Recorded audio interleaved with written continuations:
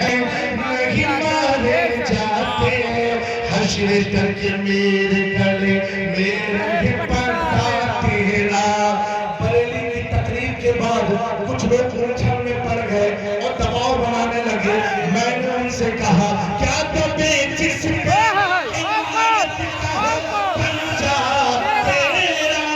शेर को खतरे में लाता नहीं होता तेरा।